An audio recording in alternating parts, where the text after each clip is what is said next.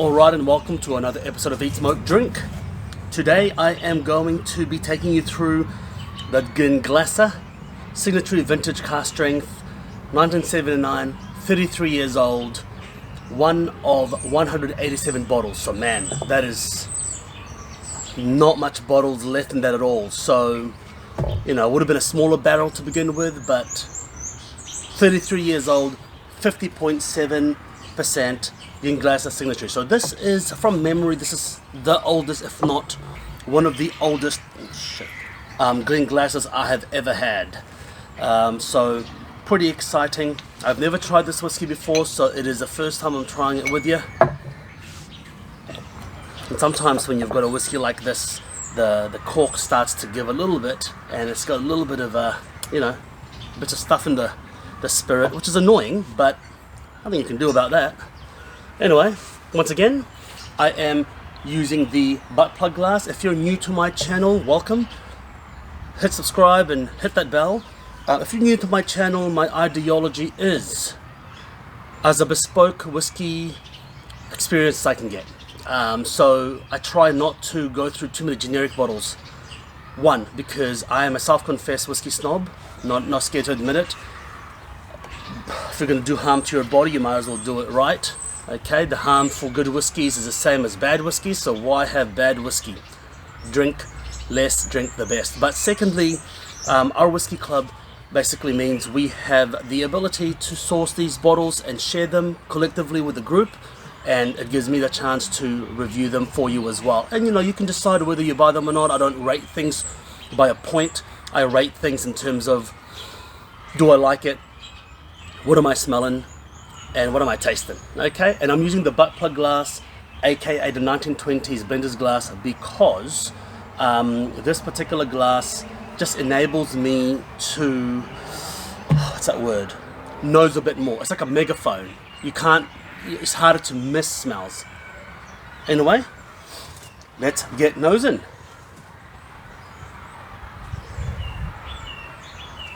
Condensed strawberry jam, strawberry yogurt, but the low-fat, cheap strawberry yogurt, not that thick, creamy stuff, not the Greek yogurt stuff, but the cheap, run-of-the-mill strawberry yogurt, that's sickly sweet.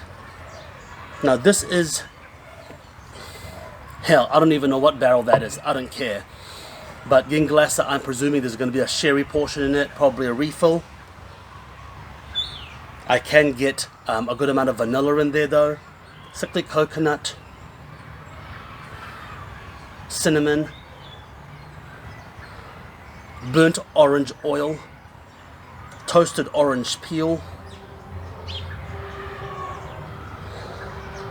wet dirt,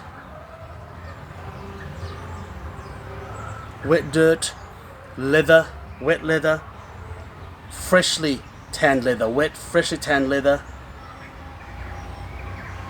I'm getting dry hay, wet hay, earthy, some fruit, black pepper, candied ginger, a slight herbaceousness, a pinch of cloves, rosemary,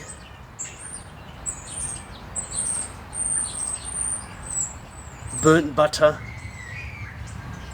an oil. I can't put my finger on it. I'm getting an oil, some sort of oil or a resin, but more oil.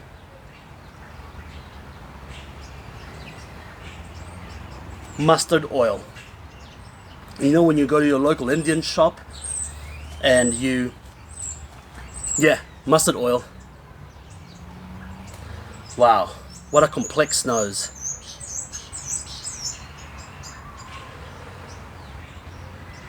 I know this sounds weird, but I'm getting a bit of basil in there as well. It's a herbaceous bouquet with some fruit.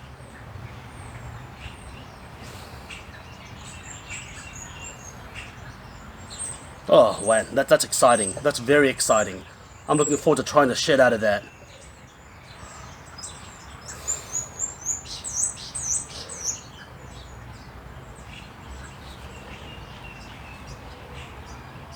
Oh wow, fantastic.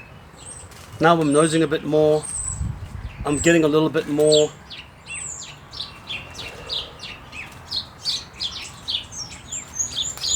I can't put my finger on it.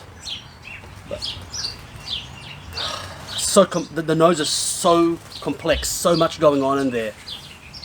It's two birds fighting, eh? So as you can see, if you look back to 2-3 years ago, this garden has just developed absolutely beautifully. Mulberry tree, lime, calamansi trees, amazing. Let's get sipping.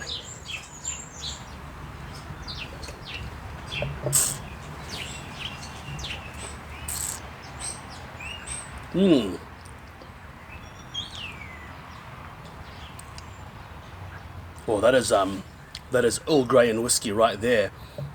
That is an Earl Grey iced tea. I'm getting that bergamot. I'm getting the tannin. I'm getting that Ceylon tannin. It is quite oxidative and dry. I do think it is a sherry cask. Quite dry on the palate. Very sweet forward palate, and then it gets very, very dry, chalky.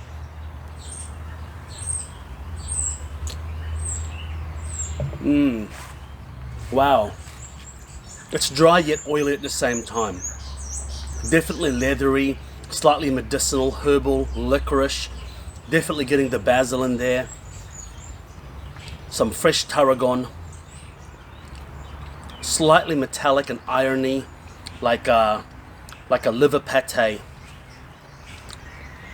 But it's a bit of a contradiction. It's oily, it coats the mouth, yet it's a little bit dry. I don't know how that works, but oh wow. There is a pepper spice, black pepper spice, a savouriness to it, stewed mushrooms, shiitake, dry shiitake water, like dry shiitake soaked in water that leaks off it. Mushrooms, a basket of mushrooms. This is a basket of mushrooms, fungal, earthy, soily, leaf litter, decomposition of leaf and just being out in the forest, that decomposition,